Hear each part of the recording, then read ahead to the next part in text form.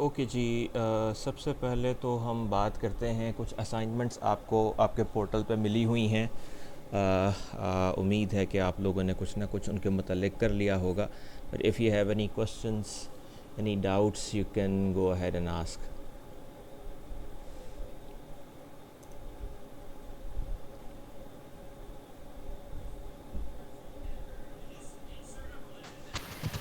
Sir मेरा एक सवाल था। जी जी, पूछिए। सर वो जो असाइनमेंट सबमिट करा दिया ना, दरअसल उसमें से था। जी जी। असाइनमेंट नंबर या टू में से। जी जी। असाइनमेंट नंबर टू में क्वेश्चन नंबर, वेट सर देख लूँ।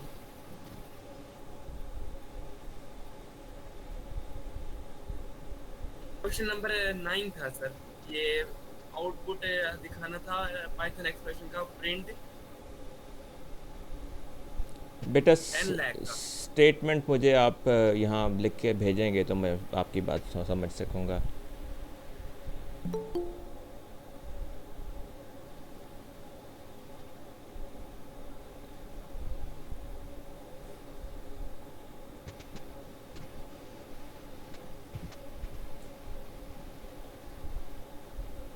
या अपनी स्क्रीन शेयर करके दिखा दीजिए या मुझे स्टेटमेंट लिख दीजिए।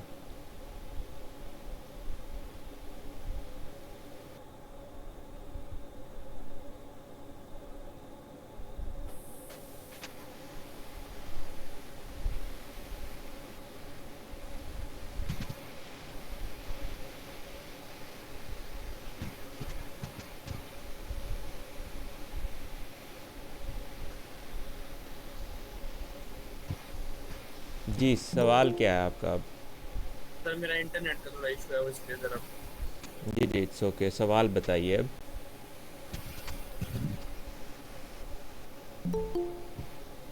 सर ये सवाल था, इसमें कोमाज आने थे या नहीं आने थे?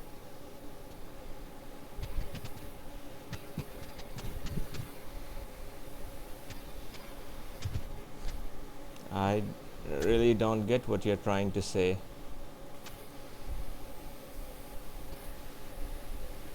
सर इसको लिखते वक्त कोमाज लगाने थे या नहीं लगाने थे? I don't know, मुझे नहीं पता आप क्या सवाल सॉल्व कर रहे हैं। सर आवाज़ आ रही है मेरी? जी जी, आवाज़ आपकी आ रही है मुझे, लेकिन आई एम नॉट गेटिंग सवाल। आप असाइनमेंट कौन सी है, ये असाइनमेंट नंबर?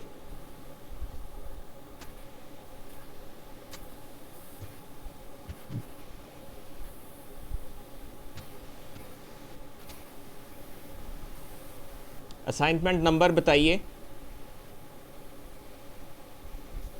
असाइनमेंट नंबर 2 से। Assignment number 2 sir. Okay, question number.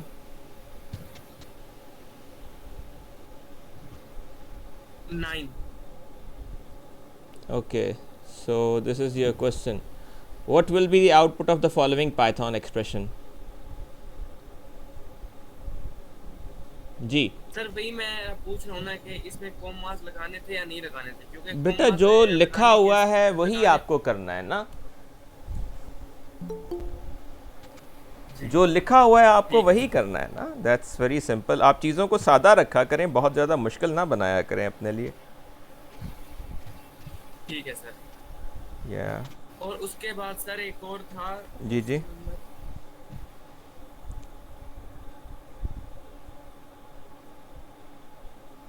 Question number. Question number sir question number 4।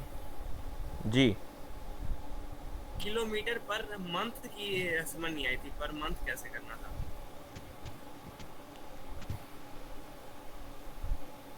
रोशनी की जो रफ्तार है उसका उसकी डायमेंशंस क्या होती हैं?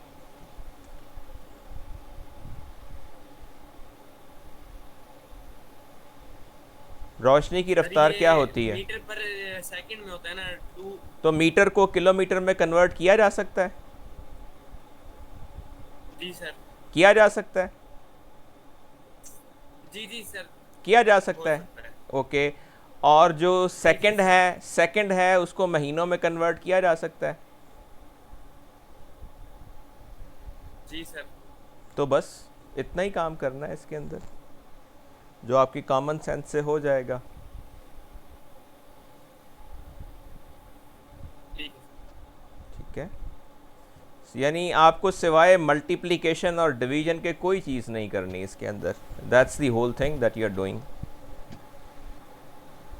जी सर ठीक है, किया मैंने बिल्कुल मुझे भी ऐसे ही समझ आई थी एग्जैक्टली, और मैंने ऐसे ही किया है। मैंने कहा फिर भी एक बार पूछ लूँ, शायद मैंने गलत ओके किया हो। ओके ओके ओके जी, और कोई सवाल इस असाइनमेंट से मुतल्लिक या किसी और असाइनमेंट से मुतल्लिक?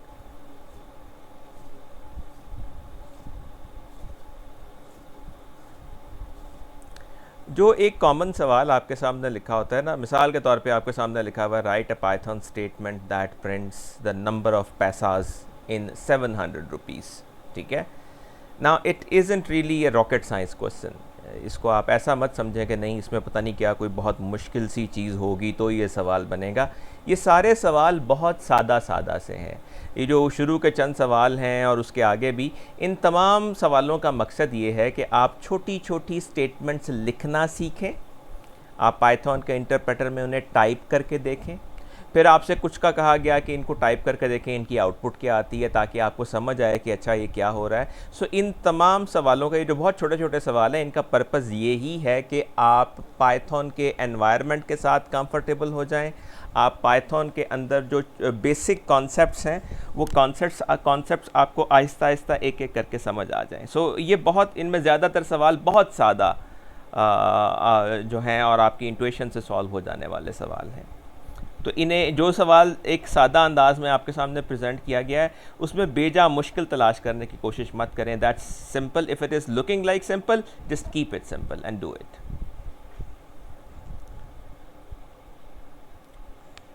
और कोई सवाल है तो पूछिए असाइनमेंट से मुतल्लिक, कोई जनरल क्वेश्चन है तो पूछिए। जी सर, ये क्वेश्चन नंबर 9 में जो प्रिंट मतलब कि 10 lakhs है, इसमें जो आंसर आ रहा है 1 स्पेस 0 स्पेस 0, तो इसके पीछे लॉजिक क्या है?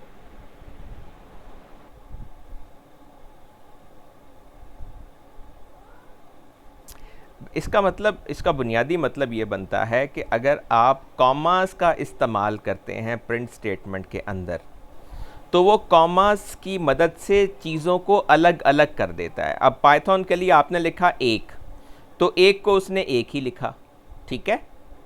उसके बाद आपने कॉमा डाल दिया, उसके बाद आपने लिखे 3 सिफर, ठीक है।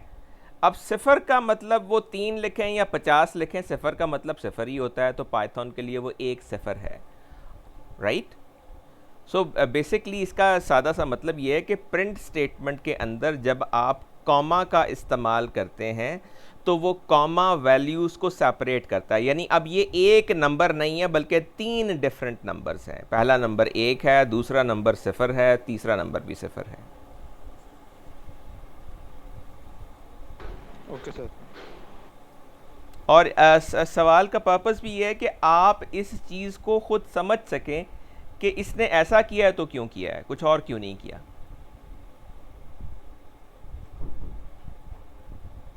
सर अगर हम सिफर ना लगाएं 444 लिखेंगे तो ना, तो वो सर 444 ही देगा। तो उसे क्या देना चाहिए? सर जिस तरह वो एक सिफर दे रहा है ना, इसी तरह वो 14 देना चाहिए। क्यों? सर आप कह रहे थे ना कि वो सिफर एक ही देता है।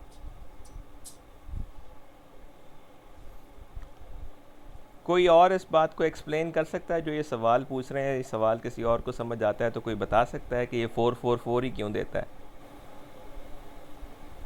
सर क्योंकि 0 हम जितनी बार मर्जी लिखें 0 की वैल्यू 0 ही रहती है, लेकिन 444 एक स्पेसिफाइड वैल्यू है। जी, समझ आई आपको बात या नहीं?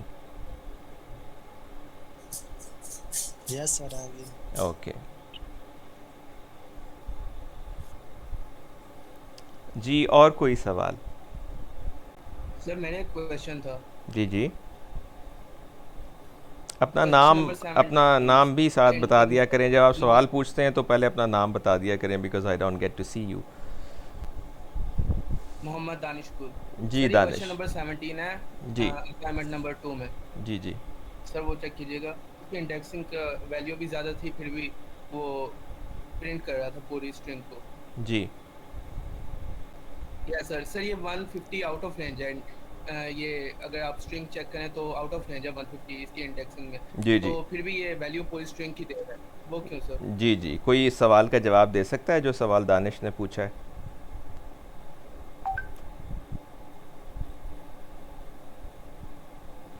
दानिश का सवाल आप लोगों को समझ तो आ गया होगा। दानिश ये कह रहे हैं कि ये जो 150 है ये इंडेक्स तो एग्जिस्ट ही नहीं करता स्ट्रिंग में, लेकिन जब हम ये स्टेटमेंट इस्तेमाल करते हैं तो वो स्ट्रिंग का जो 15 से ऑनवर्ड सारा हिस्सा है वो प्रिंट कर देता है। फिर भी ऐसा क्यों होता है?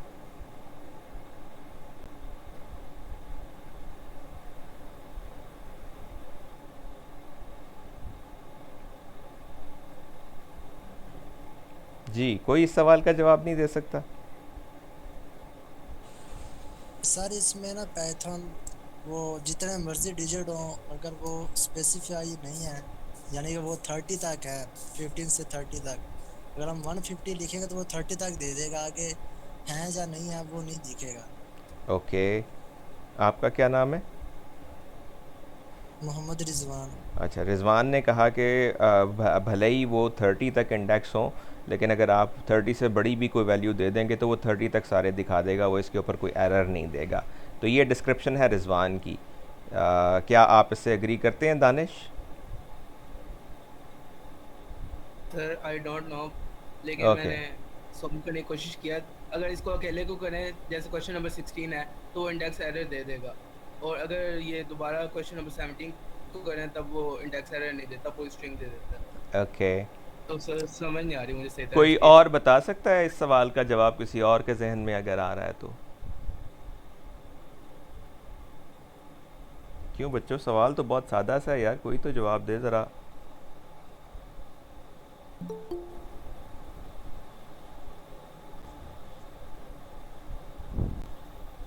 अब्दुल रहमान जावेद, आप बताएंगे?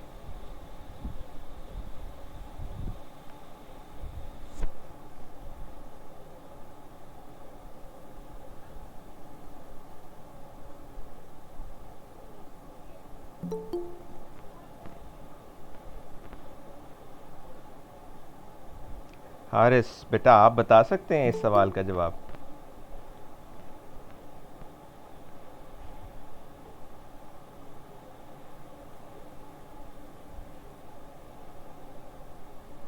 मलिका बेटा, आप बता सकती हैं इस सवाल का जवाब?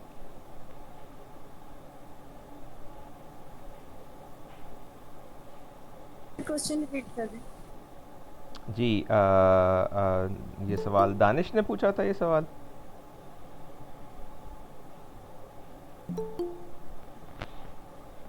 क्यों बेटा, दानिश आपने सवाल पूछा था या किसी और ने पूछा था? सर मैंने पूछा। Okay, Danish Yes. दानिश ने ये सवाल पूछा है। ये क्वेश्चन 17 आपको स्क्रीन पर नज़र आ रहा होगा। ये कोट है हमारा ऊपर यहाँ पे लिखा हुआ, ठीक है। इसमें कुछ इंडेक्सेस एग्जिस्ट करते हैं लेकिन डेफिनेटली 150 तक नहीं है, ठीक है। तो अगर हम ये 17 में जैसे हमने लिखा प्रिंट कोट 15 to 150, अब 15 इंडेक्स तो एग्जिस्ट करता है लेकिन 150 इंडेक्स तो ज़ाहिर है स्ट्रिंग में एग्जिस्ट नहीं करता। तो ये बहुत बड़ा रेंज हमने दे दी है। तो ये क्या करता है कि 15 से ऑनवर्ड सारी स्ट्रिंग प्रिंट कर देता है, कोई एरर नहीं देता, हालांकि 150 इंडेक्स इसमें एग्जिस्ट नहीं करता। तो ऐसा क्यों होता है?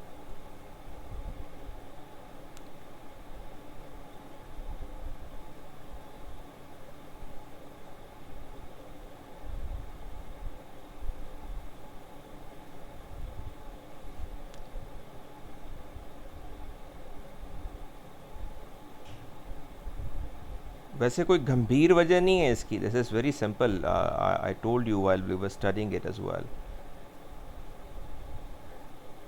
महविश बेटा, आप बता सकती हैं इसकी वजह क्या है?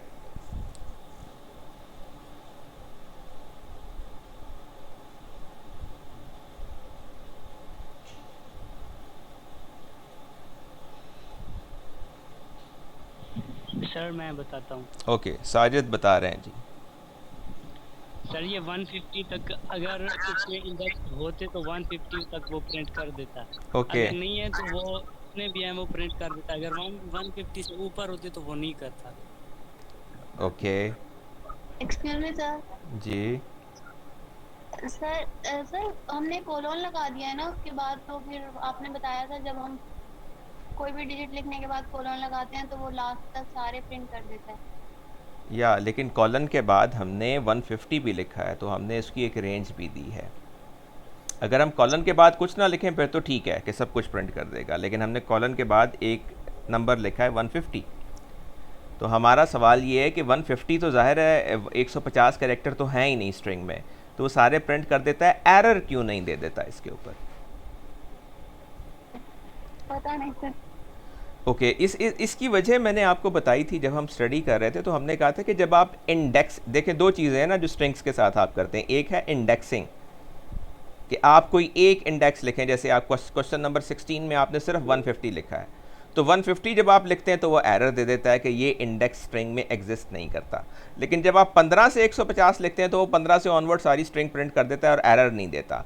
तो हमने ये कहा था कि जो पाइथन में इंडेक्सिंग है, अगर इंडेक्स आप लेजिटिमेट नहीं देंगे, अगर आप रेंज से बाहर कोई इंडेक्स देंगे तो उसके ऊपर एरर आएगा, लेकिन स्लाइसिंग के केस में आपको एरर नहीं देगा पाइथन का इंटरप्रेटर। सो ये उसका स्पेसिफिक बिहेवियर है कि स्लाइसिंग के केस में अगर आप कोई ऐसा इंडेक्स दे देते हैं जो रेंज से बाहर है, तो वो उसमें जितने एलिमेंट तो मिलते हैं वो उनको प्रिंट कर देगा, बाकी को इग्नोर कर देगा, उसके ऊपर एरर नहीं देगा। ये इम्प्लीमेंटेड बिहेवियर है पाइथन का, that it generates error for wrong indexes but it does not generate errors for wrong slicing ranges. Got the point? Yes sir. Yes sir, समझ आ। Okay. और कोई सवाल है तो पूछ लें। सर आप रिकॉर्ड कर रहे हैं लेक्चर? जी जी बेटा कर रहा हूँ। Okay sir.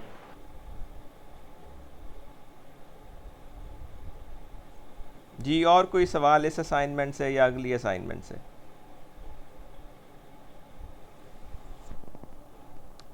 इस डॉक्यूमेंट को बंद कर दूं?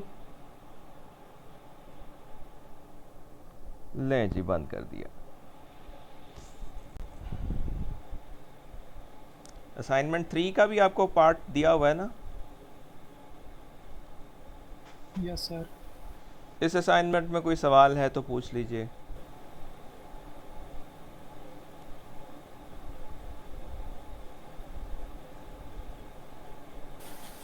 सर एक क्वेश्चन है। जी जी। प्रिंट और रिटर्न स्टेटमेंट आपने इसमें भी पूछा हुआ है इस असाइनमेंट में, उसको ज़रा एक्सप्लेन कर दें क्या डिफरेंस है उसमें। जी कोई बता सकता है जी प्रिंट में और रिटर्न में क्या फ़र्क होता है? Yes sir. जी बताइए, कौन बता रहे हैं? मुस्तफा सर। सिकंदर मुस्तफ़ा जी, सिकंदर बता रहे हैं प्रिंट में और उसमें क्या फ़र्क होता है।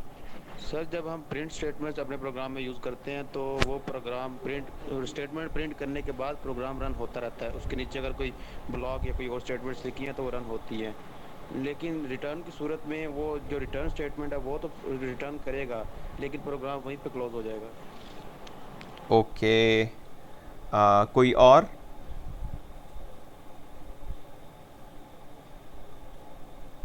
प्रिंट और रिटर्न में क्या फ़र्क होता है?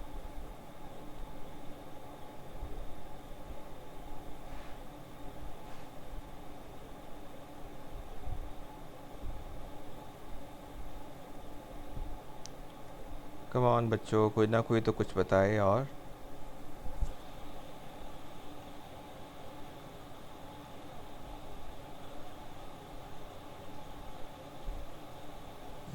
सर सिकंदर भाई ने सही बताया। ओके रिजवान कह रहे हैं कि सिकंदर भाई ने सही बताया है,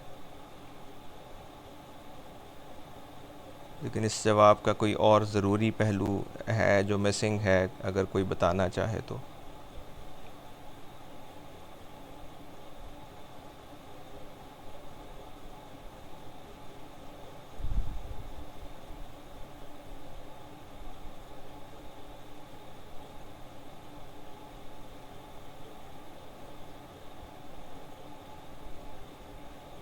सर इस हवाले से इसमें क्वेश्चन 6 है, उसको भी ज़रा देख लीजिए। अच्छा चलिए एक सवाल हम पहले एड्रेस कर लें। प्रिंट और रिटर्न में क्या फ़र्क होता है? गलत ही बता दें चलें, लेकिन कुछ तो बताएं। अली, अली अकरमा।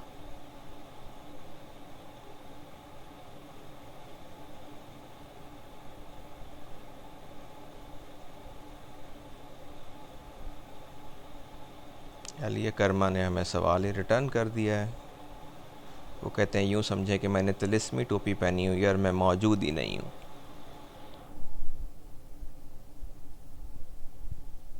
हमज़ा रशीद। हमज़ा बेटा, आप कुछ बताना चाहेंगे कि प्रिंट और रिटर्न के बारे में आपका क्या ख्याल है?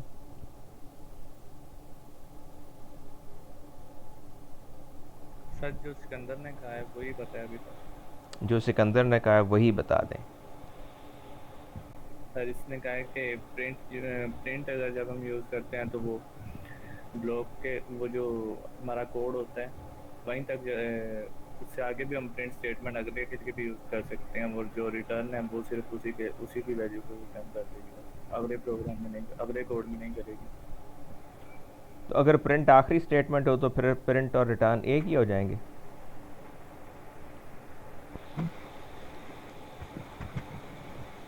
नहीं सर, प्रिंट अगेन अगले में भी चल जाएगी, अगले कोड। ओके, कोमल।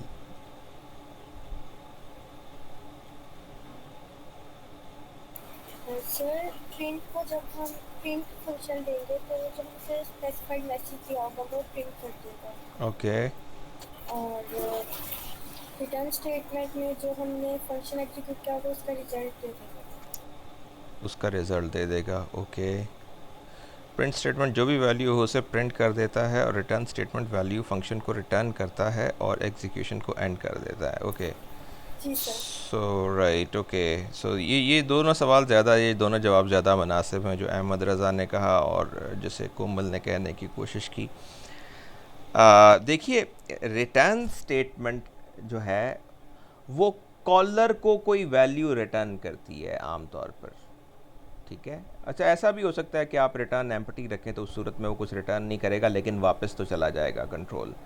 सो आम तौर पे जब आप रिटर्न के ज़रिए कोई वैल्यू रिटर्न करते हैं तो वो कॉलर को रिटर्न होती है, यानी फंक्शन को जहाँ से, प्रोसीजर को आपने जहाँ से कॉल किया है तो उस जगह पे वो वैल्यू लौटाई जाती है कि ये लीजिए, ये है इसका जवाब, ठीक है।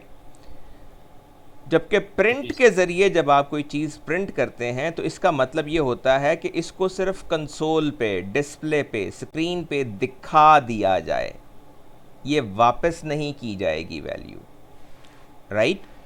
मसलन मैंने एक प्रोसीजर कॉल किया, वो प्रोसीजर मुझे वैल्यू वापस मेरे हाथ में थमाएगा या डिस्प्ले पे दिखा देगा कि ये वैल्यू है, ये फ़र्क है। जब आप रिटर्न इस्तेमाल करते हैं तो वो वैल्यू, अगर मैंने उस प्रोसीजर को कॉल किया है जहाँ से, तो वो वैल्यू वापस मुझे पकड़ा रहा है, ये लो वैल्यू। अब इस वैल्यू को तुमने प्रिंट करना है, इस्तेमाल करना है किसी और तरीके से, नहीं करना है, वो तुम्हारी मर्ज़ी है, ठीक है। लेकिन वो मुझे वैल्यू वापस दे रहा है। जबकि प्रिंट के केस में वो मुझे कोई वैल्यू वापस नहीं दे रहा, बल्कि वो उसको डिस्प्ले पे दिखा रहा है, दैट्स इट, ठीक है। यस। तो जो प्रिंटेड चीज़ है उसको, जो जिसने कॉल किया है प्रोसीजर को, वो उस प्रिंटेड चीज़ को उस तरह इस्तेमाल नहीं कर सकता, लेकिन जो चीज़ रिटर्न की गई है उसको वो इस्तेमाल कर सकता है। और दूसरा फ़र्क वो जो अभी सिकंदर ने ये कहा कि जब आप रिटर्न स्टेटमेंट किसी भी प्रोसीजर में एग्जीक्यूट करते हैं, उसके बाद आपने खा कुछ लिखा है मज़ीद उस प्रोसीजर में या नहीं लिखा, उससे आगे उसमें कोई एग्जीक्यूशन फिर नहीं होती। जबकि प्रिंट स्टेटमेंट अगर आप प्रोसीजर में कहीं भी एग्जीक्यूट करते हैं तो उसका मतलब ये नहीं होता कि प्रोसीजर यहाँ ख़त्म हो जाएगा, उसके बाद भी अगर कुछ स्टेटमेंट्स लिखी हैं तो वो एग्जीक्यूट होंगी। लेकिन पहला फ़र्क क्या है कि रिटर्न स्टेटमेंट कोई वैल्यू आम तौर पर कॉलर को, जहाँ से फंक्शन को, प्रोसीजर को कॉल किया गया है वहाँ पे रिटर्न कर रही होती है, और जो कॉलर है वो उस रिटर्न्ड वैल्यू को इस्तेमाल कर सकता है जैसे चाहे। लेकिन प्रिंट के केस में ज़ाहिर है प्रिंट स्टेटमेंट वैल्यू रिटर्न नहीं करती, कोई वापस नहीं करती, बल्कि डिस्प्ले पे दिखा देती है, दैट्स इट। तो ये फ़र्क आपको समझ आया? Yes sir. अगर कोई अबहाम है जहन में तो फिर पूछ लीजिए। नहीं सर, अभी क्लियर। जी जी बेटा पूछिए। सर रिटर्न स्टेटमेंट में भी तो वो यूजर इंटरफेस पर ही हमें शो कराता है जो भी वैल्यू होती है रिटर्न में जो हम ले रहे होते हैं। नहीं देखिए, if you have a look at this particular case, okay, हम एक एग्जांपल यहाँ पे खोल लेते हैं, not this one, slightly simpler.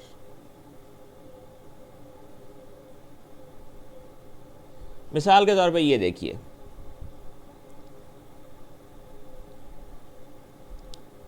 मैं एक सिंपल प्रोसीजर लिखता हूँ, डेफ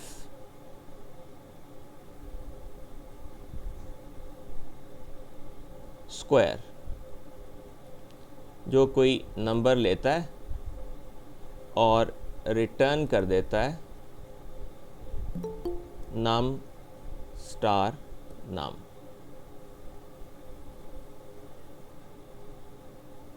ठीक है जी, ये प्रोसीजर आपको समझ आ रहा है ना? नहायत सादा प्रोसीजर है जो एक नंबर बतौर इनपुट लेता है और उसका स्क्वायर रिटर्न कर देता है। ठीक है, यस सर। इसको हम एग्जीक्यूट करते हैं। अब देखिए, मैं इस प्रोसीजर को कॉल करता हूँ, मैं लिखता हूँ SQUARE, ठीक है, और इसको नंबर देता हूँ सपोज 5। अच्छा, इसने मुझे 25 डिस्प्ले कर दिया, ठीक है, हालांकि मैंने इसमें कोई प्रिंट स्टेटमेंट इस्तेमाल नहीं की, यहाँ मैंने कोई प्रिंट स्टेटमेंट इस्तेमाल नहीं की, लेकिन फिर भी यहाँ 25 प्रिंट हुआ। ठीक है, बुनियादी तौर पर अगर मैं लिखूँ मिसाल के तौर पे a इज़ 4 और यहाँ a लिखूँ तो a की वैल्यू मुझे नज़र आती है ना, हालांकि मैं प्रिंट a तो नहीं लिख रहा, राइट? तो जो वैल्यू a में है वो डिस्प्ले हो रही है। इसी तरीके से जो वैल्यू स्क्वायर 5 में है वो डिस्प्ले हो रही है। मसलन मिसाल के तौर पे अगर मैं लिखूं a इज स्क्वायर ऑफ 5, अब जरा देखिए, मैं इसको चला रहा हूं, कुछ डिस्प्ले हुआ? नहीं, अब कुछ डिस्प्ले नहीं हुआ। क्यों? जो वैल्यू आई उसको मैंने एक वेरिएबल में स्टोर कर लिया। अब वो वैल्यू कंसोल पे डिस्प्ले नहीं हुई बल्कि वैल्यू ए में स्टोर हो गई। क्योंकि वैल्यू रिटर्न हो रही है तो मेरे पास वैल्यू आ रही है। अब मैं वैल्यू को इस्तेमाल करना चाहता हूँ या नहीं, ये मेरी मर्जी है। तो मैंने अब इस वैल्यू को एक वेरिएबल में स्टोर कर लिया है। अब अगर मैं ए को डिस्प्ले करना चाहूँ तो प्रिंट ए लिखूंगा। मोर स्पेसिफिकली मैं प्रिंट लिखना चाहिए, बट अगर हम ए को देखें तो ए में वो 25 है। इसका मतलब ये है कि मैं इस वैल्यू को इस्तेमाल कर सकता हूँ। अच्छा, एज अगेंस्ट दैट अब ज़रा देखिए, मैं रिटर्न की बजाय लिख देता हूँ प्रिंट। ठीक हो गया जी। अब मेरा फंक्शन प्रोसीजर कुछ रिटर्न नहीं कर रहा। ठीक है, मैं सादा स्क्वायर लिखता हूं तो 25 मेरे सामने अभी भी आता है, मुझे वैसे ही नजर आता है। तो यहां मुझे कोई फर्क नजर नहीं आ रहा है। यहां रिटर्न और प्रिंट का बिहेवियर एक ही तरह का लग रहा है मुझे, लेकिन ये फर्क है। अगर मैं अब इसकी वैल्यू को ए में स्टोर करूं, राइट, अब देखिए 25 डिस्प्ले हुआ क्योंकि प्रिंट हो रहा है। अब मैंने ए में स्टोर किया तो वी सी के क्या ए में कोई चीज़ है? तो ए में कुछ प्रिंट हुआ? नो सर, नहीं। क्यों? क्योंकि ये प्रोसीजर रिटर्न कुछ नहीं कर रहा, प्रिंट कर रहा है लेकिन रिटर्न कुछ नहीं कर रहा। तो इसने रिटर्न नहीं किया, इसका मतलब ये है कि इसकी प्लेस होल्डर के तौर पे कोई वैल्यू नहीं आएगी और उस वैल्यू को ज़ाहिर है मैं इस्तेमाल भी नहीं कर सकता। फिर ये बात आपको समझ आई या नहीं? आगे समझ। यानी रिटर्न करेगा अगर वो, तो उसको हम किसी वेरिएबल में स्टोर करके इस्तेमाल कर सकते हैं। एक और चीज देखिए,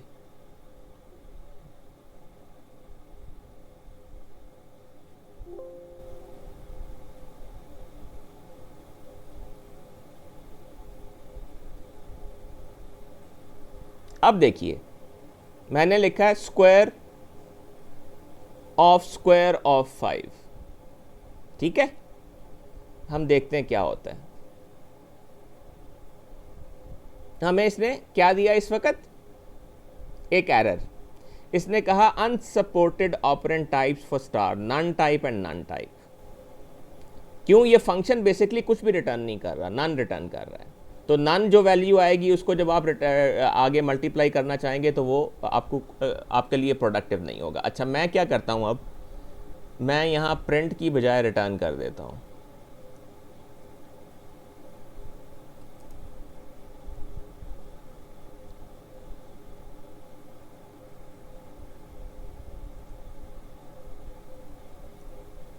अब देखिए क्या हुआ, स्क्वायर ऑफ 5 मैंने अंदर दिया था, 5 का स्क्वायर आया 25। अब यहाँ वैल्यू आ गई 25 और 25 का स्क्वायर दोबारा कॉल हो गया तो वो आ गया 625। जबकि जब मेरा फंक्शन रिटर्न कुछ नहीं कर रहा था, सिर्फ प्रिंट कर रहा था, तो उसने कहा था जी ये तो मुमकिन ही नहीं है क्योंकि स्क्वायर ऑफ 5 तो हमें कोई वैल्यू नहीं दे रहा, नन वैल्यू रिटर्न कर रहा है। जब वो कोई चीज़ रिटर्न नहीं करता तो हम कहते हैं कि वो नन रिटर्न कर रहा है। ये बात समझ आई? Yes sir. Yes sir. Yes sir. Okay, कोई और सवाल है तो पूछ लीजिए अब।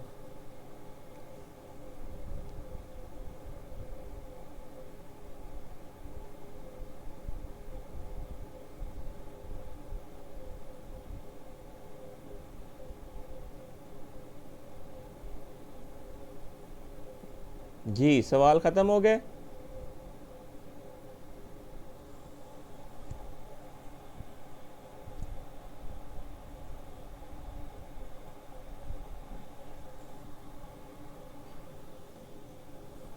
इस असाइनमेंट से या इससे अगली असाइनमेंट से अगर कोई मज़ीद सवाल है तो पूछ लीजिए।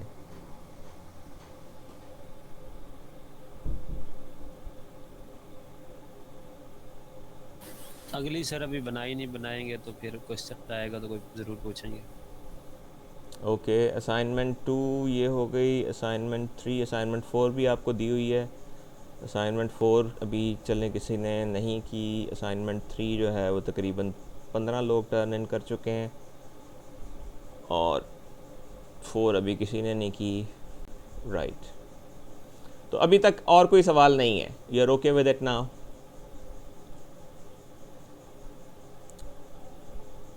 Yes sir. ओके, ठीक है जी। चलिए हम ऐसा करते हैं कि यूनिट 3 का जो लास्ट पार्ट रहता है उसको हम थोड़ा सा डिस्कस करते हैं अभी, और इसको कंप्लीट हम कल ही करेंगे, आज नहीं कर पाएंगे किसी वजह से, लेकिन हम इसका जो रिमेनिंग पार्ट है वो डिस्कस करते हैं। हमने यूनिट 3 जो है वो डिस्कस कर लिया था यहाँ तक, या अच्छा, हमारा काम ये था, लास्ट टाइम आपसे मैंने कहा था कि आप ये प्रोसीजर देखेंगे। Define a procedure union that takes as inputs two lists. It should modify the first input list to be the set union of two lists। यानी ये दो lists बतौर input लेगा। लाइक फ़र्ज़ करें कि A ये है और B ये है। आप इसको ये दोनों lists जब पास करेंगे A B, तो जब आप उसको प्रिंट करेंगे A को, तो A जो है वो दोनों के यूनियन पे मुश्तमिल होना चाहिए। Like it should contain 1 2 3 4 6। Union जब आप दो सेट्स का करते हैं तो आप जानते हैं कि उसमें दोनों के कॉमन और अनकॉमन एलिमेंट्स आते हैं, लेकिन रिपीटिंग एलिमेंट्स रिपीट नहीं होते। लाइक इसमें अगर आप देखें तो 1 एक ही बार है, 2 2 बार है, लेकिन यहाँ एक ही बार आएगा। 3 भी आ रहा है, 4 भी आ रहा है, 6 भी आ रहा है। तो दोनों के सारे एलिमेंट्स आएंगे और रिपीटिंग एलिमेंट एक बार ही आएंगे। So that is the set union right of two sets. तो हमें करना क्या है कि हमें दो लिस्ट्स उसको बतौर इनपुट देनी है, और वो पहली लिस्ट जो है उसको मॉडिफाई कर देगा, उसको दोनों लिस्ट का यूनियन बना देगा। तो ये काम आप में से किसी ने किया?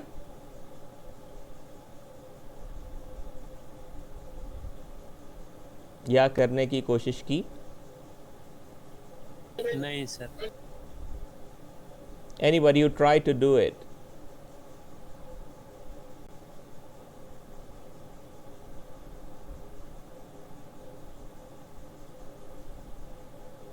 सारे गंदे बच्चे हैं।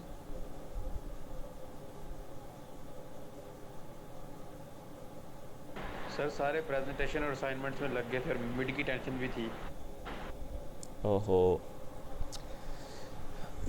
स्टूडेंट लाइफ में ये मसाइल तो चलते रहते हैं। चलिए जी, खैर, तो कोई मदद कर सकता है मेरी ये प्रोसीजर लिखने में? हमें प्रोसीजर लिखना है कौन सा?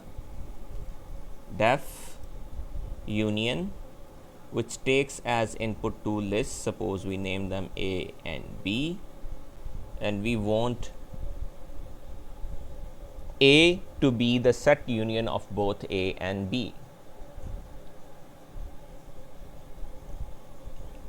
तो कोई मदद करना चाहता है या मैं लिख दूं? सर आप लिख दें। जनाब जो हुक्म।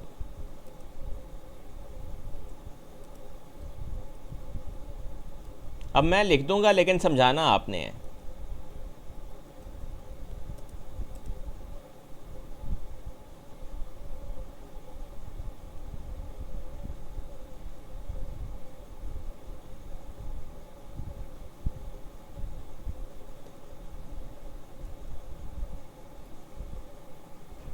ले जी यूनियन हो गया।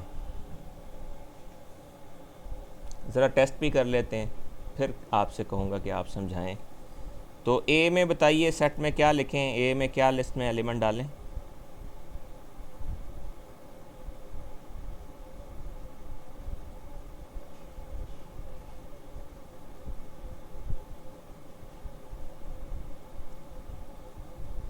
तो एलिमेंट्स ही बता दो, ए में क्या लिखूं?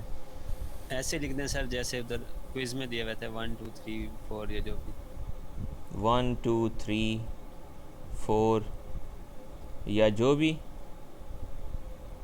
ये लिख दूं? वैसे ये लिस्ट का हिस्सा तो बन सकता है सर। नहीं ये तो नहीं बन सकता यार, ये देखें एरर देगा। ये जो भी वो कहता है ये डिफाइंड नहीं है।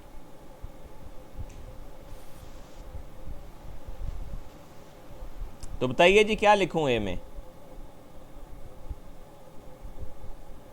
1 2 3 4 तक ठीक है। 1 2 3 4 ठीक है। अच्छा अब बी में बताइए क्या लिखूं?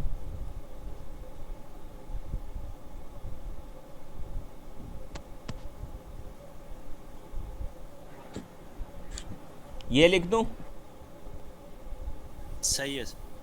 सही है सर। अच्छा अब ये बताइए कि जो यूनियन है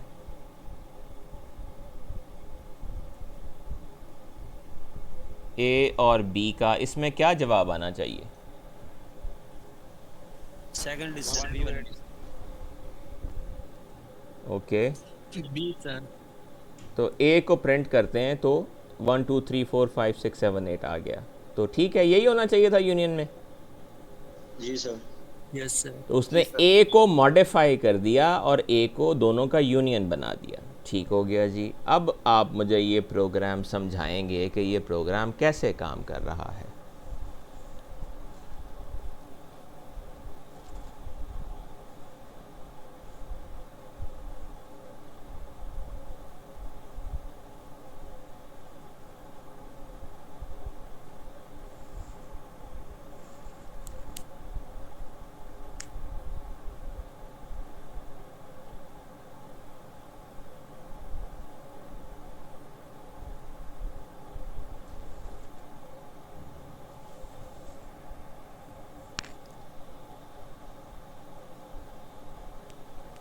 कितना इंतज़ार करवाएंगे?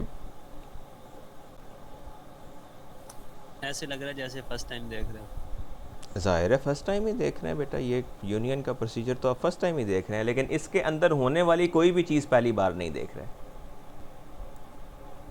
प्रोसीजर आपने पहले भी देखे हुए हैं, लिखे हुए हैं। फॉर लूप आपने पहले भी देखी हुई है, इफ़ स्टेटमेंट आपने पहले भी देखी हुई है, इन और नॉट इन को भी आपने पहले देखा हुआ है, और अपेंड को भी आपने पहले देखा हुआ है। तो ये सारी चीज़ें आपने पहले देखी हुई हैं, ऐसा ही है ना? जी सर। समझा दें तो अच्छा है, मुझे नहीं लगता। थोड़ी सी कोशिश तो करें। बी में से एलिमेंट लेगा और उसे फिर ए में चेक करेगा, और अगर ए में नहीं होगा तो वो उसे ए में अपेंड कर देगा। अगर वो होगा तो वो उसे छोड़ देगा। क्या नाम है बेटा आपका? मोहम्मद सलमान। सलमान। आप बोलने से पहले अपना नाम बता दिया करें, क्योंकि वैसे तो ज़ाहिर है मैं आपको नहीं देख रहा होता। सो ओके सलमान ये कह रहे हैं। सलमान ज़रा रिपीट करें जो आपने अभी कहा। Sir for e in B, हाँ हाँ बी का एलिमेंट चेक करेगा, पहला एलिमेंट चेक करेगा। ठीक है अगर वो एलिमेंट ए में नहीं हुआ तो वो उसे ए में अपेंड कर देगा। ठीक है अगर वो एलिमेंट हुआ तो उसे छोड़ देगा। ठीक है। और दोबारा फिर वो दूसरा एलिमेंट चेक करेगा बी में से। इतनी सी बात है, सलमान ने ये बात बहुत सादा अंदाज में आपको बता दी, तो किस किस को समझ आई? आगे सर अब कोई दोहरा दे ये बात, सिर्फ फॉर लूप से नाम बताकर। सिकंदर जी, सिकंदर। ई एलिमेंट्स बी में चेक होंगे 1 बाय 1 के उसमें, और अगर वो ए में मैच नहीं करते तो ए में अपेंड हो जाएंगे, अदरवाइज वो इग्नोर कर दिए बिल्कुल सही है। अब कोई और इसको दोहराए बात को, ऐसी है सर, नाम बताकर। वो तहरीर सर जी सर, वो बी के एलिमेंट्स को ए में चेक करेगा, अगर हैं तो वो उनको इग्नोर कर देगा और बाकी टाइप कर देगा। ओके, कोई और? कोई बेटी भी ये रिपीट कर दे अब।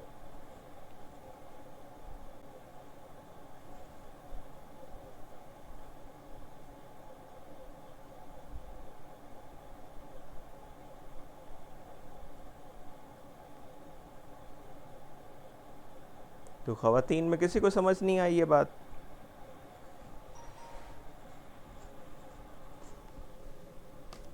कोमल बेटा, आपको समझ नहीं आई? आप बताएंगे क्या हो रहा है इसके अंदर? सर समझ आ गई। जी बताइए, फिर आप भी एक बार बताइए।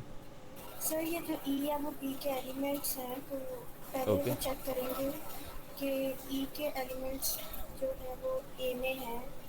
ठीक है, बी के एलिमेंट्स ए में हैं। राइट। और अगर वो प्रेजेंट होगा तो उसे छोड़ देगा, और अगर नहीं होगा तो उसे अपेंड कर देगा। ठीक है। अच्छा, अब मैं आपसे ये पूछ रहा हूँ कि अगर किसी को समझ नहीं आई और उसे लगता है कि इसको अभी दोहराने की ज़रूरत है तो वो बताए, तो हम इसको दोहरा लेंगे फिर।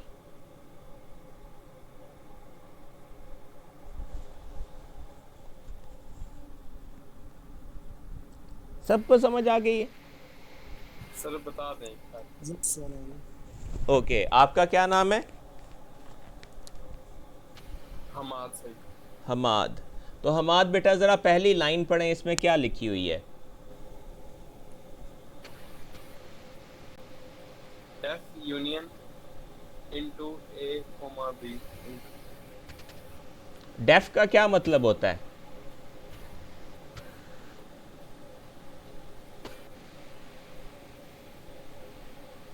सर नहीं पता, क्योंकि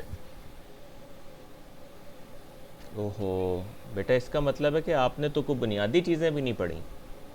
जी सर, वो मेरा स्टार्ट में ना ज़रा इंटरनेट का इशू होता था, अब जाके वो कहीं हल हुआ है और अब मैं प्रॉपर तरीके से लेक्चर दे। तो बेटा ये तो रिकॉर्डेड मौजूद है, इंटरनेट का इशू हो भी किसी वक्त तो आप रिकॉर्डेड चीज़ें दोबारा देख सकते हैं। जी सर, अब वो मैं सारा कवर कर रहा हूँ पीछे से। आप ऐसा कीजिए कि इसको पीछे से अच्छे से कवर कीजिए और स्पीड से कवर कीजिए। अगर आपको कोई बात समझ नहीं आती तो वो हमसे पूछ लिया करें। मैं हर लेक्चर के शुरू में आपको ये अपॉर्चुनिटी देता हूँ कि अगर कोई सवाल है तो पूछ लें, क्योंकि जब तक आपको वो पुरानी बातें समझ नहीं आएंगी, अगली बातें आप जितनी बार भी पढ़ लेंगे वो आपके लिए अनक्लियर ही रहेंगी। ठीक है, तो ज़रूरी है कि आप उन बातों को जल्द अज जल्द अच्छे से कवर कर लें। ठीक है, और जो अभी लेक्चर होता है इसको आप देखा करें, सुना करें, समझा करें। ये आपको पूरी तरह समझ यकीनन नहीं आएंगे, कुछ बातें समझ आ जाएंगी, कुछ रह भी जाएंगी। ठीक है, लेकिन ज़रूरी ये है कि जो आपका बैकग्राउंड के अंदर मिसिंग चीज़ें उनको आप फास्ट पेस पे कवर करें। उनमें कोई चीज़ नहीं समझ आती तो यू आर मोस्ट वेलकम, आप पूछ सकते हैं। अपने पीयर्स से पूछिए, दोस्तों से पूछिए, मुझसे पूछिए, लेकिन उसको कवर कर लें। वो कवर करेंगे तो ये चीज़ें आपकी आगे वाली थोड़ी बेहतर हो पाएंगी। ठीक है सर। ठीक है, कोई और स्टूडेंट जिसको ये इसमें कोई अभाम है, कोई प्रॉब्लम है?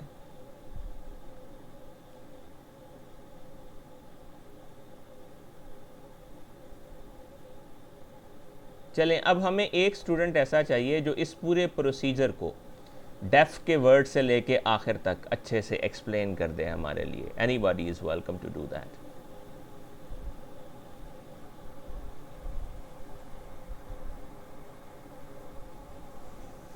सर मैं करूं?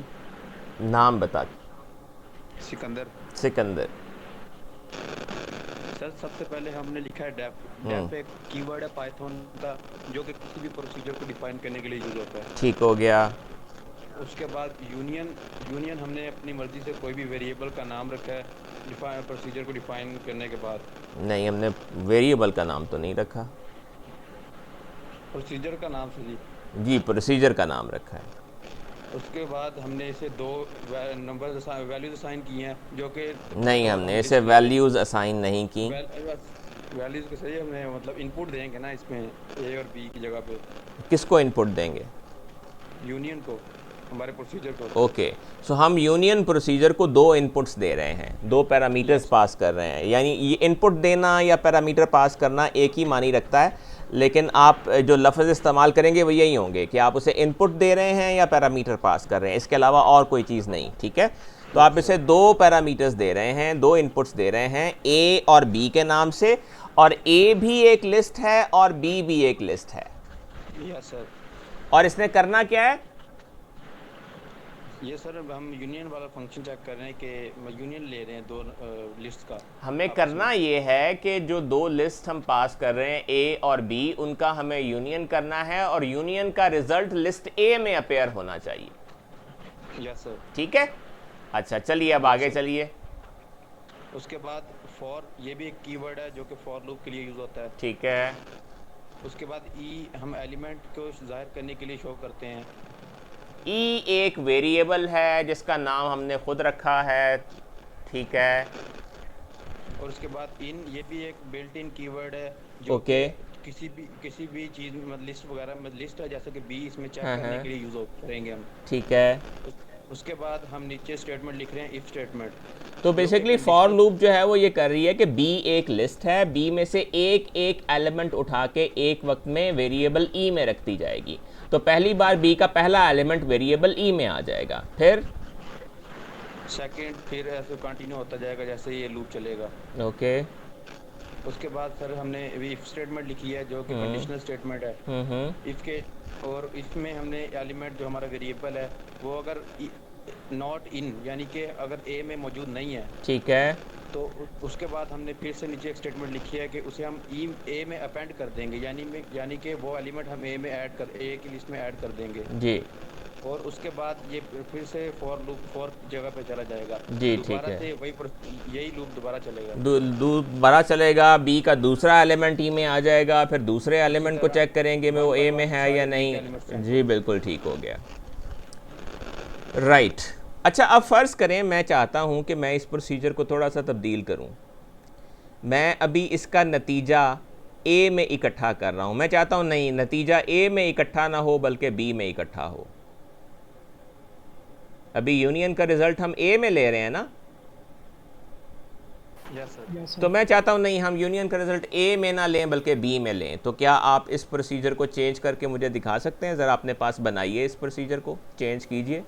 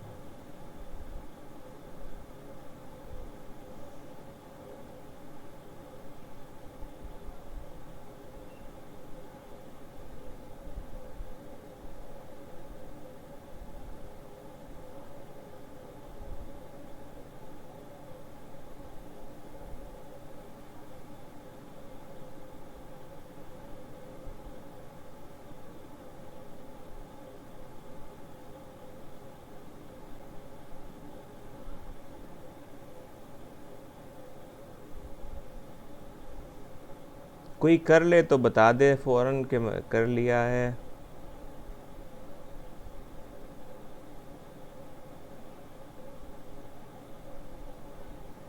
और अगर किसी को ये लगता है कि वो ये सामने लिखा हुआ कोड आसानी से तब्दील करवा सकता है मुझे कहकर, तो मैं उसकी बात सुनने को तैयार हूँ। Yes sir. जी, नाम बताइए पहले। अहमद रज़ा। अहमद रज़ा जी, बोलिए। Sir for e in B, B की जगह वहाँ पे ए कर दें। बी की जगह ए कर दें। नीचे इफ ई नॉट इन ए, ए की जगह बी हो जाएगा। ए की जगह बी हो जाएगा। ए डॉट अपेंड इधर भी बी कर दें। तो जहाँ ए लिखा है वहाँ बी कर दें, जहाँ बी लिखा है वहाँ ए कर दें। सिर्फ इतना काम कर लें तो आपका काम हो जाएगा। ठीक है जी, चला के भी देख लेते हैं। तो ए हमने रखा ये, बी को थोड़ा तब्दील कर लेते हैं। बी में कर देते हैं जी 4 4 4 5 9 1, और उसके बाद कॉल करते हैं जी यूनियन, और अब बी प्रिंट करके देख लेते हैं। तो बी में 4 5 9 1 2 3 आ गया, राइट। 4 चूँकि दोनों में कॉमन है और 1 भी कॉमन है, तो 4 भी रिपीट नहीं हुआ, 1 भी रिपीट नहीं हुआ, जबकि ए में कोई तब्दीली नहीं हुई होगी। A is still 1 2 3 4।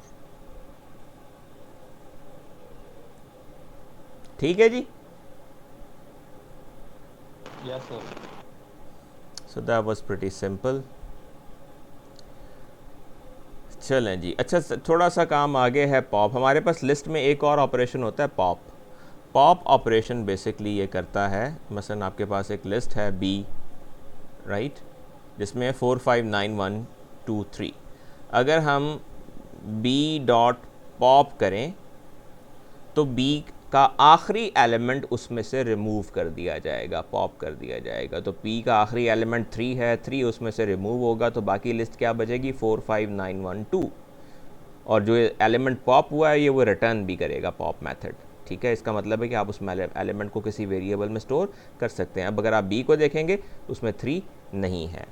अगर आप एक वेरिएबल में इसको स्टोर करना चाहें तो कर सकते हैं। अब बी का आखिरी एलिमेंट 2 है, तो 2 में एलिमेंट वेरिएबल में 2 आ जाएगा। अगर आप एलिमेंट को आप प्रिंट करें तो एलिमेंट में 2 है, ठीक है। और बी को अगर आप प्रिंट करेंगे तो बी में 4 5 9 1 है आखिरी एलिमेंट, फिर इसमें से रिमूव हो गया। तो पॉप मेथड लिस्ट का आखिरी एलिमेंट रिमूव करता है और रिटर्न भी कर देता है आपको, अगर आप उसे इस्तेमाल करना चाहें किसी भी मकसद के लिए। ठीक है जी, समझ आई पॉप क्या करता है? Yes sir. Yes sir. So इस बात को समझने के लिए कि हमें पॉप की समझ आई है या नहीं आई, एक छोटा सा क्वेश्चन है। Assume p refers to a list with at least 2 elements. फ़र्ज़ करें कि पी एक लिस्ट है और पी में कम से कम 2 एलिमेंट हैं। Which of these code fragments does not change the final value of P. तो आपके सामने ये 4 कोड फ्रेगमेंट्स दिए गए हैं और आपसे पूछा गया है कि इनमें से कौन से कोड फ्रेगमेंट ऐसे हैं जिनको एग्जीक्यूट करने से पी की फाइनल वैल्यू पे कोई फ़र्क नहीं पड़ेगा, वही रहेगी जो पहले थी। अगर आप करें p डॉट अपेंड 3 और फिर लिख दें p डॉट पॉप, तो क्या p की वैल्यू जो इन 2 स्टेटमेंट से पहले थी और जो बाद में होगी वो सेम होंगी या तब्दील होगी? सर सेम होंगी। क्यों सेम होंगी? सर क्योंकि उसने पहले जो ऐड किया था वो बाद में माइनस हो गया। क्योंकि आपने एक एलिमेंट उसमें अपेंड किया, फिर उस आखिरी एलिमेंट को रिमूव कर दिया, तो जो p की पहली वैल्यू थी वही बाकी बचेगी। ठीक हो गया? अच्छा, दूसरी देखें एग्जाम्पल। चल, क्या टाइम हमारा 5:30 पे आना था पुत्र आपने। अच्छा, दूसरा है हमारा x is equal to p dot pop and y is equal to p dot pop. यानी आप p डॉट पॉप कॉल कर रहे हैं। हमने बताया था कि पॉप जो आप कॉल करते हैं तो वो वैल्यू रिटर्न भी करता है। जो वैल्यू पॉप होती है वो x में चली गई, फिर आपने दोबारा पॉप कॉल किया तो जो वैल्यू रिमूव हुई वो y में चली गई। फिर आपने लिखा p डॉट अपेंड x और p डॉट अपेंड y। क्या इन 4 स्टेटमेंट्स को एग्जीक्यूट करने के बाद p की वैल्यू वही पहले वाली होगी या नहीं?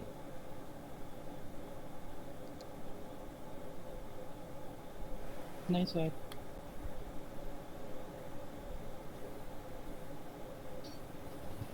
इसके एंड वाली 2 वैल्यू चेंज हो जाएंगी। जो x पे पहले पॉप हुई है वो y की जगह चली जाएगी और y पे जो पॉप हुई है वो x की जगह। यस। अब देखिए, आखिरी वैल्यू है इसकी x और उससे सेकंड लास्ट वैल्यू है y, लेकिन जब आप अपेंड कर रहे हैं तो आप पहले x को अपेंड कर रहे हैं फिर y को अपेंड कर रहे हैं, तो इसलिए वैल्यूज़ इंटरचेंज हो जाएंगी। अगर आप लिखते p डॉट अपेंड y और p डॉट अपेंड x तो फिर वैल्यू वही रहती जो p की पहले थी। ठीक है,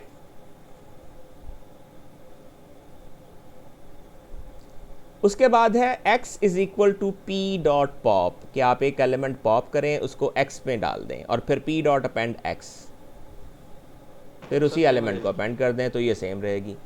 फिर आखिरी देखें x is p dot pop, y is p dot pop और फिर p डॉट अपेंड y और फिर p dot append x, sir same रहेगी इसमें। तो ये वही जो 2 में हमने इंडिकेट किया था कि इनका जो ऑर्डर है वो डिफरेंट होना चाहिए, तो वो ऑर्डर हमने यहाँ डिफरेंट कर दिया। इसका मतलब कि 1, 3 और 4 के केस में ये वैल्यू सेम रहेगी, सिर्फ 2 एक ऐसा केस है जिस केस में ये वैल्यू तब्दील हो जाएगी। ठीक है जी, यस सर। ओके, अब tomorrow we will be finishing this unit 3 इंशाल्लाह। ठीक है, कल भी हमारी क्लास इसी टाइम पे होगी, हम 4 बजे ही करेंगे। ठीक है, हम अपना क्रॉलर कल फिनिश करेंगे इंशाल्लाह, लेकिन आपके ज़िम्मे काम ये है कि आपने यूनिट 3 की जो आखिरी 2 वीडियोस जिसमें ये क्रॉलर फिनिश होता है वो सब देख कर आएंगे। You should be ready how to see how it works. Sir कल संडे है, फिर भी होगी क्लास? जी जी बिल्कुल होगी। Okay sir. हम कौन सा आपको यूनिवर्सिटी में बुला रहे हैं, घर बैठ के लेनी है यार क्लास आपने। ठीक है, आइंदा भी फिर यही टाइम टेबल रहेगा? नहीं नहीं, आइंदा का टाइम टेबल यही नहीं रहेगा, this is just for this week. तो आपने करना क्या है कि जो इसकी यूनिट 3 की एंड की वीडियोस हैं उनको देख के आना है। आपको ये तो पता ही होगा कि वो वीडियोस कहाँ पे हैं। Let me just see, YouTube पे हमारी जो यूनिट 3 की लिस्ट होगी, यूनिट 3 की लिस्ट होगी। ओके लेट मी सी, प्लेलिस्ट्स देखें। यूनिट 2, ये this is unit 3। So unit 3 की वेलकम, यूनिट 3 की 9 वीडियोस हैं, या इसमें ये अपना 8 और 9 ये 2 वीडियोस हैं। ठीक है, ये आपने ज़रूर देख कर आनी है, सो दैट जितने ब्लैंक हम आमतौर पे होते हैं उतना ब्लैंक हमें होना नहीं चाहिए, राइट? Yes sir. ठीक है जी, if we don't have any further questions we will quit this class today now। कल की क्लास इसी टाइम पे होगी and then we will see how we proceed। ठीक है, ओके सर। अल्लाह हाफिज़।